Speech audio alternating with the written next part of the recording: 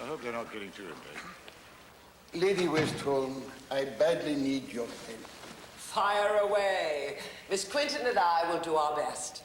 When it comes to matters of public duty, one must be punctilious. As my dear father used to say, when the stern call of duty comes... What is it you want to know? Well, no, thank you very much. I'm particularly interested in the period yesterday after we finished lunch. You did not immediately go for your walk, I believe. Knowing I was to meet Lord Peel today, I attempted to study my papers on the history of Palestine. I was asked to have a conversation with Mrs. Boynton.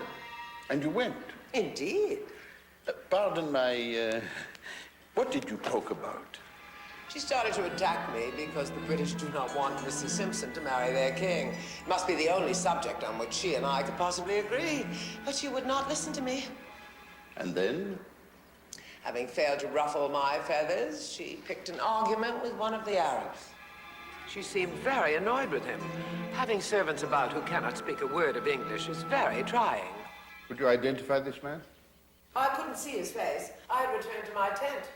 But I can tell you he was of more than average height, wore the usual native headdress.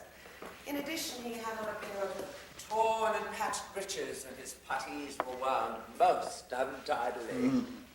And after that, you went for your walk? No. I waited for Miss Quinton to return and suggested that we ask Mrs. Boynton if she wanted anything before we left the camp. That would have been about, 4 o'clock.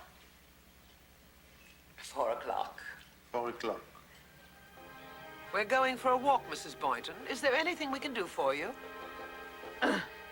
She grunted like a pig. Most offensive. Quite obviously, she drinks. Come along, Miss Quinton. She's not the sort of person we should talk to. And when you came back? We didn't talk to Mrs. Boynton again. I returned to my work. And I went down to the huts below to see if anything significant had been unearthed that day. Telephone for you, Lady Westholm. It is Lord Westholm from England. May I? John.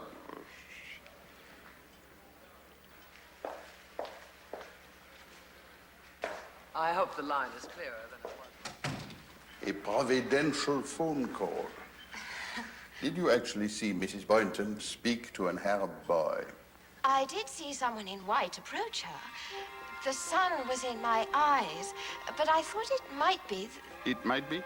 The sheikh who brought us back. But of course it wasn't. No. And then? I went back to Carol Boynton. Well, it's been most informative. Thank you so much. Yes. There was something else. Oh? But I can't remember what it was. Well, when you think of it, don't hesitate to tell me.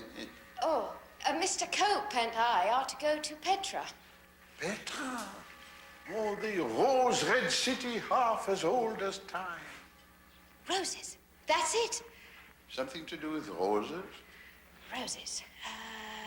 Greenfly. Spray. Syringe. Syringe? While I was walking back down, I saw this little box. I picked it up, and inside was one of those hypodermic things. To whom did it belong? It was Carol Boynton's. She thanked me for finding it and took it with her when she went to fetch Ginevra. Colonel Carberry phoned. He asked us all to stay in Jerusalem. Only for a day or two, madame. For what?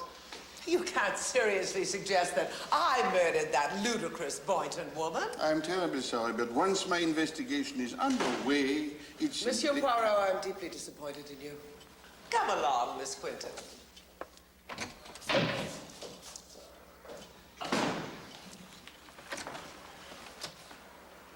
I'm so sorry. The British aristocracy is well known for its bad manners. They call it eccentricity. Oh, I'm quite used to it.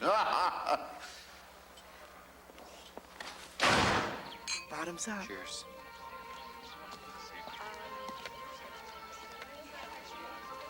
He's coming over. Colonel Carberry said you wanted to see us? I am investigating your mother-in-law's death.